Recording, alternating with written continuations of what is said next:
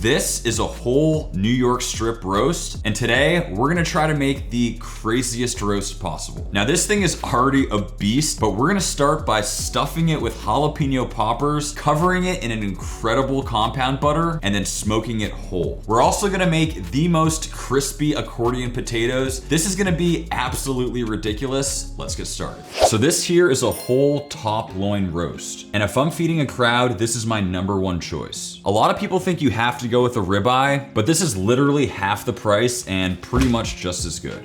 Just trying to remove it from the package without getting too much juice everywhere. Just gonna quickly pat this dry. And as you can see, even though this is choice grade, we have some great marbling. Now this is the side directly extended from the ribeye. You can see there's that small cap still attached. Whereas this side is what's connected to the sirloin. Whenever I'm picking out a strip steak, try to take pieces from this side here. You can see it looks a little nicer. Okay, now using a small knife, we're gonna slice our holes to add our 8 jalapeno poppers. Make 4 incisions per hole and avoid going through the whole roast. And take your time with this step, it can be a little tricky. The first couple might be tough, but you'll quickly get the hang of it. Just keep in mind how big the jalapenos are that you'll be using and try to make the holes roughly that size. So I know it probably looks pretty easy getting these things out, but you do have to do a bit of digging, but we've made it. We have all 8 removed. Now we're just gonna start the dry brining process by adding some salt, and you can add a bunch here since it's such a big piece of meat. Some black pepper, and make sure to get both sides. We're gonna let this hang out in the fridge and get to work on the jalapeno poppers. When you go out and buy the jalapenos, try to find ones that are all the same size. I'd say about 3 inches is just about right and pretty average in size. And just remove those ends. So I've learned that a simple potato peeler is your best friend when it comes to coring jalapenos. Slide in the peeler and move it around in a circle to separate the inner seed area from the actual pepper. If you like a little extra heat, feel free to leave some of the seeds inside. But this time, I just decided to completely core them like so.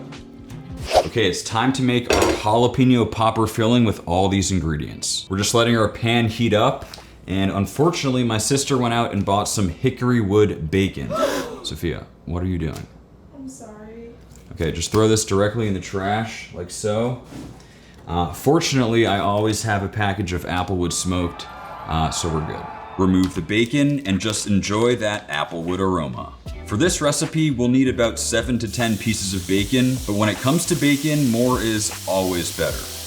Next up, we'll need some cream cheese, which is gonna be the base of our creamy jalapeno pepper filling. We're also gonna be using some cheddar.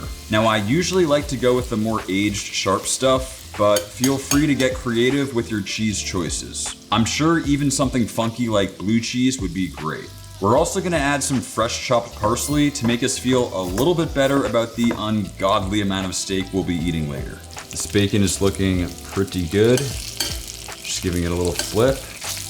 And we're also gonna add some barbecue rub to the cream cheese mix. For this recipe, I like the bacon to be on the crispy side for that contrast in textures. But keep in mind that bacon tends to get more crispy once it's off the heat. Just give it a nice chop and add it to the filling mixture.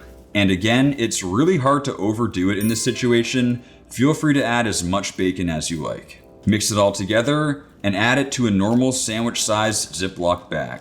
This is gonna be used as our funnel to stuff the peppers. By slicing off the end of the bag, we can easily squeeze the filling into the jalapenos. You really wanna make sure they're completely filled, and pushing the mixture into each with your thumb can help. When we serve the roast at the end, we want a consistent amount of filling in each slice. And we're left with some beautiful poppers. And I'd suggest making extra that you can wrap in bacon, then throw on the smoker. And now we're just gonna insert our jalapeno poppers directly into the roast.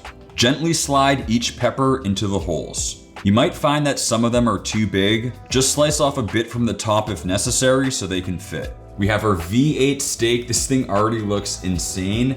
I'm just gonna use some toothpicks to secure those peppers in place. But when smoking at low temps, I found that they actually stay put pretty well on their own.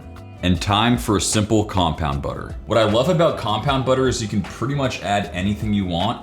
We're gonna kick ours up with a little bit of those bacon bits. We're starting off with a bunch of fresh garlic, and FYI, you can find the full compound butter recipe below in the caption. This is my go-to recipe that can be used on all sorts of different things. Now, a lot of people ask me why I use fresh garlic, shallots, and herbs when you can easily use their powdered counterparts, things like garlic powder or dried herbs. It's more convenient and you definitely could, but I believe the flavor of fresh stuff is always better. Also, in this case, fresh ingredients add more bulk and texture to the compound butter, all of which are going to help us develop a thick and flavorful crust. Lastly, we'll be adding a bonus ingredient. More of those delicious bacon bits. I like using room temp butter, but if you need to, just throw it in the microwave for a bit.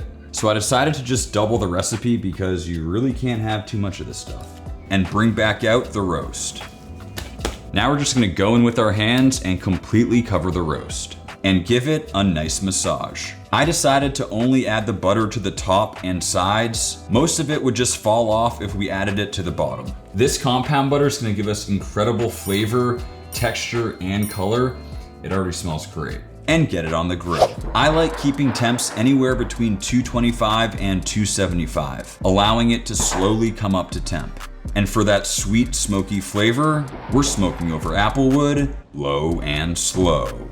Adding some trays below to catch those buttery drippings. And let's head back inside to get started on those potatoes. For these crispy accordion potatoes, we'll need to slice them so that we're left with rectangles that are just under a ½ inch thick. We start by making thin slices the short way, flip, then make more thin slices on a diagonal, then one more round the other way diagonally. I like to use thin kebab sticks as a guide, which prevents the knife from going all the way through, and making sure the depth of each slice is consistent. Now, in the past when I've made these, I would only do 2 sets of slices, just once the short way, flipping, then once on a diagonal.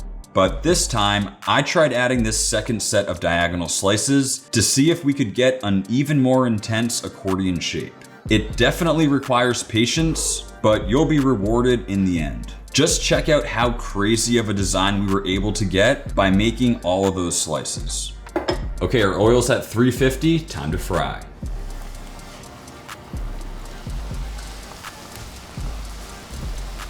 Let those develop color until they're nice and crispy, and let's check on that roast. It's been about 4 hours and we've hit 125 Fahrenheit internal, and it's time to take it off. And this is one beast of a roast. After so much time in the smoker, there was really no need to sear. That color was looking perfect. Now we're just gonna remove our splinters, and after resting for 45 minutes, time to slice. And we're left with a really nice rosy pink medium rare interior. Nice and moist, and such a unique looking cross section due to those jalapeno poppers. Feel free to go as thick or thin as you want, but notice how I'm slicing at a bit of an angle so that each slice gets some of those jalapenos. To serve, lay down those potatoes and top with the thin slices of beef. Finish by adding a bit of those drippings from the pan, and we'll just take a second to admire all of our hard work.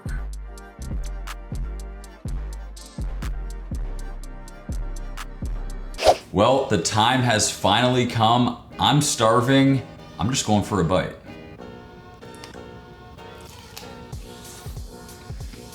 That is amazing. Wow. This dish is all about textures. You get that tender beef, the crispy potatoes. What I like about that jalapeno is it is cooked a little bit, so it takes away some of that spice, but it does have that nice crunch. I mean, that is quite the bite. I still don't know exactly what to call this dish. I'm torn between the Steak Monster version 2, the V8 steak, and the 8-pack. I'm for sure not getting an 8-pack after eating the rest of this, but either way, it was delicious. I really hope you enjoyed this video. Be sure to like and subscribe, and I'll see you next time.